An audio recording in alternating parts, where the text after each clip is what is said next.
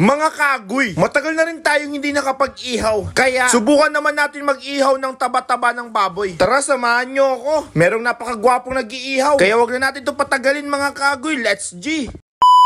Bago pala tayo mag-ihaw mga kagoy, pumunta muna ako ng palengke namin para bumili ng baboy. Ito kasi yung main ingredients natin. Kapag hindi tayo bibili ng baboy, wala tayong iihawin. Baka sarili ko nga ang maihaw ko dito. Kila Auntie Rose na rin ako bumili pala ng ating baboy. Balita-taba pala yung sinabi ko sa kanya na bibilhin ko. Nung pagka-uwi ko nga ng bahay mga kagoy, agad ko na nga hinugasan tong ating karne. At dahil malalaki ang paghihiwa ni Auntie Rose sa ating taba-taba, hiniwa ko muna siya ng medyo may kaliitan. Sabi ko lang kila Auntie Rose, malit lang yung paghihiwa niya, pero ang lalaki. Agoy.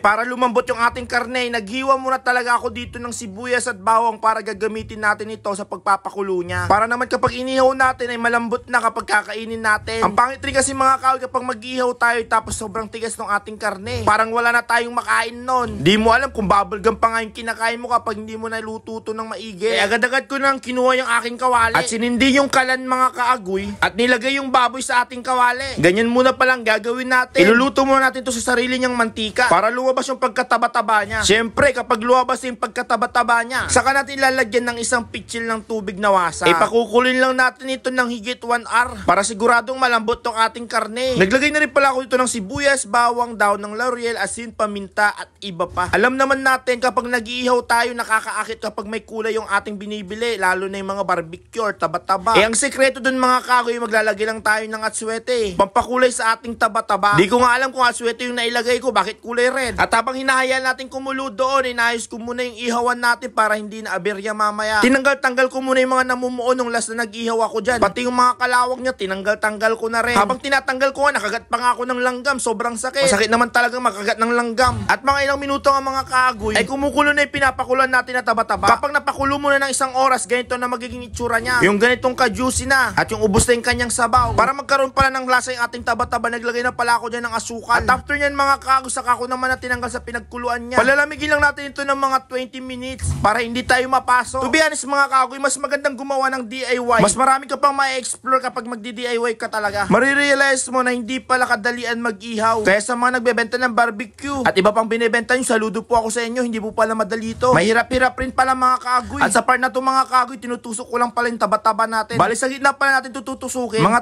3 or 4 lang ilalagay natin dito sa isang stick. Dito sa amin mga kagoy, kapag ganitong style na nasa 20 pesos na. Dati nga nasa 10 pesos yan dahil tumaas talaga ang bilihin, nagtaas na rin sila ng konti. Mga kagoy, kapag nagustuhan nyo itong DIY taba-taba natin na iniihaw, paki-comment nga kung taga saan kayo para alam ko kung saan napadpad yung vlog ko. Malay natin mga kagoy, makarating ako sa inyo at ma-vlog natin yung sikat na pagkain dyan sa inyo. At dahil tapos na nga natin matusok mga kagoy, hinanda ko na nga yung paglulutuan natin. Gasan ang gagamitin natin dito para masindi itong ating uling. Kapag ganitong oras kasi mga kagoy, sarado yung nagbebenta ng gas. Parang natutulog ata kapag ganitong oras. Nagparalang muna pala tayo dito ng ating uling. Pinaypayan ko ng pinaypayan para magkaroon ng apoy yung ating uling. Ganito pala ako magpaapoy ng uling. Ginagamitan ko ng karton at saka papaypayan ng malakas. Maya-maya kasi mga kagoy, dadangat na rin yung uling natin dahil quality yung napili nating uling. At para hindi mangitim-ngitim yung ating ilulutong karne dito, pinahidan ko muna ng ating mantika. Baka kapag hindi natin pinahiran ito, ay didikit yung itim-itim sa karne na niluluto natin dito. At saka papaypayan ulit hanggang lumakas yung apoy. At dahil time out muna pala tayo sa inuman, ang gagawin pala natin dito ay pang merienda lang po muna. Bukas na lang tayo ulit iinom. Huwag naman dire-diretso ang pag-inom natin, baka madali rin tayo.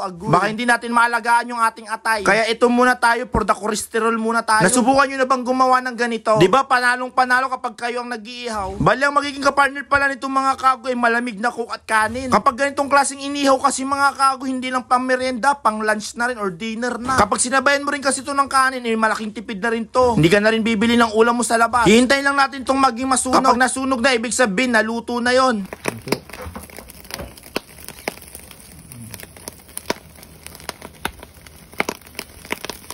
Ang importante sa pinakalahat, kahit medyo pagod ka na nag-iihaw, ang importante mga kagoy ay gwapo ka pa rin. Uy, kayo nang bahala dyan. At mga ilang minuto nga mga kagoy, ay luto na rin tong ating taba-taba ng baboy. Kaya tag-isa-isa ko na nga siyang tinanggal para hindi na rin masunog. Siyempre sa pagluluto mga kagoy, hindi mawawala ang tikiman. Balang sausawan pala natin dito ay maraming sibuyas at sili sa isang suka. Idadalnan lang natin yung ating inihaw na taba-taba. Tapos isusubo lang natin to ng malaki. Parang ganito mga kagoy. Uy, for the yumminess, yummy. O sige na, baka matakam pa kayo, agoy!